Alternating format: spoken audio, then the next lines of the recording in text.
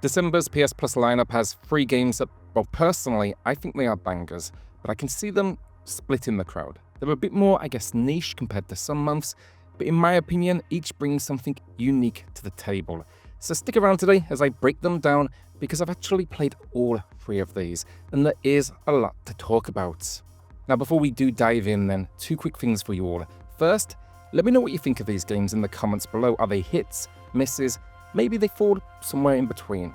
Second, if you enjoy this kind of content, whether it's game breakdowns, deals, or reviews, do me a favor and hit that subscribe button. It helps out the channel a ton and it keeps the content coming your way.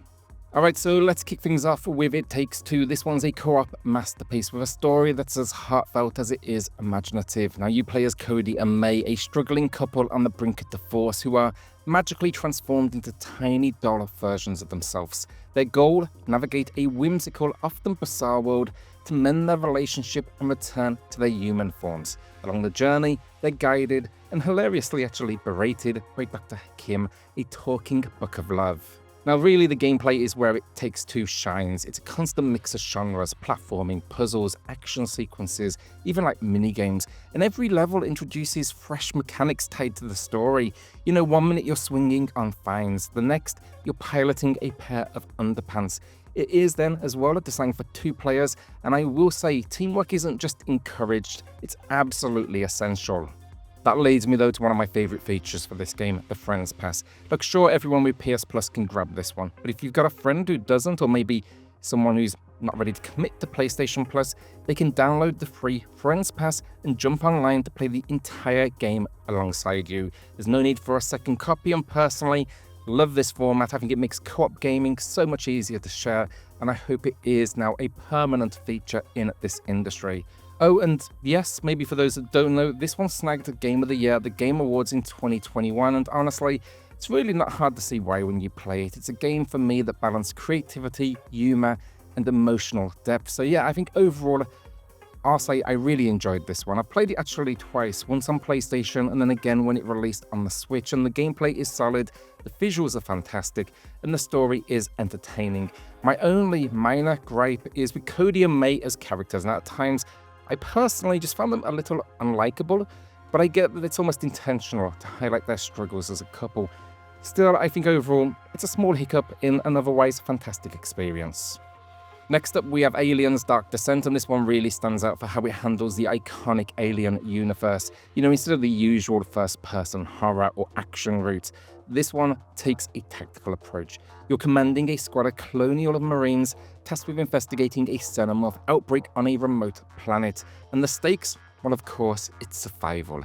Every decision you make in this game carries weight, from resource management to squad placement, and even how you deal with the constant threat of permadeath for your team. And the gameplay, if you're a genre fan, is where Dark Descent's really gonna hook you. It's a blend of real-time action and strategy. You'll be guiding your squad through tense dark corridors while managing their stress levels 1 minute. Then you'll be thinking about limited resources.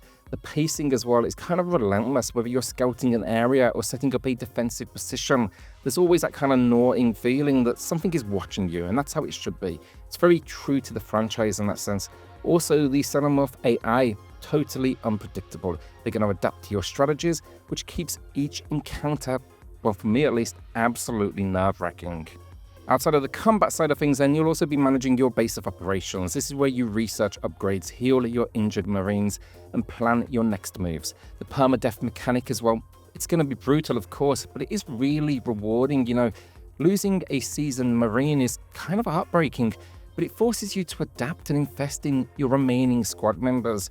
It's this constant cycle of tension and recovery, and again, it just mirrors the core series so well.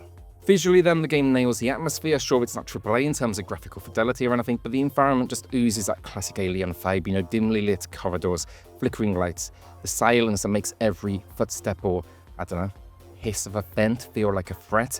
You combine that then with a soundtrack that is really good stuff, and yeah, I think it absolutely pulls you into that universe. As for my personal opinion, I loved how this game feels like it truly respects the Alien franchise. In fact, I think it's one of the best uses of the licenses out there, probably second only to Alien Isolation. It's, not just relying on nostalgia, basically. It's actually offering a fresh take. It's really leaning into that tension and that strategy of survival.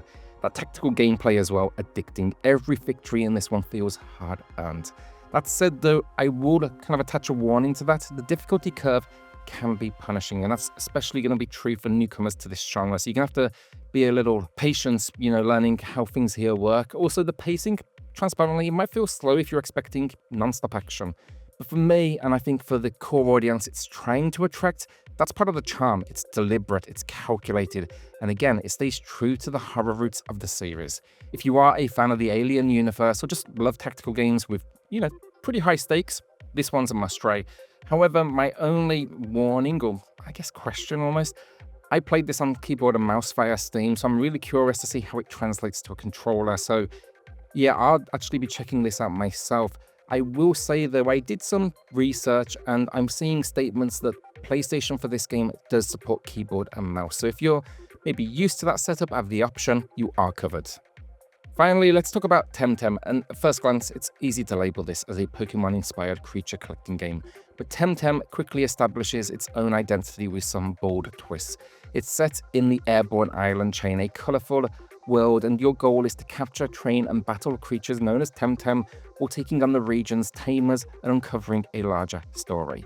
I think the gameplay here puts a fresh spin on that familiar formula. Battles are 2-on-2, which adds a layer of strategy. You'll need to think about the team synergy because of this and the type advantages more carefully. There's also a stamina system where every move consumes energy, and overusing it can leave your Temtem vulnerable.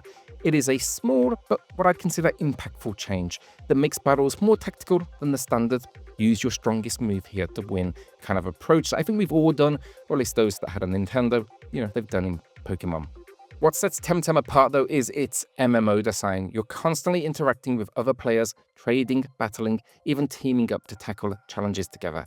It is a living, breathing world that feels more dynamic than a typical single-player experience for that reason, and so often this genre is, restricted to that. The progression system then is more demanding than its inspiration, grinding is a bit tougher, and the difficulty is definitely higher, which might, appeal to those like myself who kind of like the idea of Pokemon with more challenge. Visually then, Temtem is, it's not AAA or anything, but it's incredibly bright, incredibly vivid. I like that. It's kind of this playful art style. It fits the tone perfectly. I also like the majority of the creature designs. I think a few obviously feel a little less iconic than what you might find in Pokemon, and then the environments, they're fun to explore. It adds to the overall charm.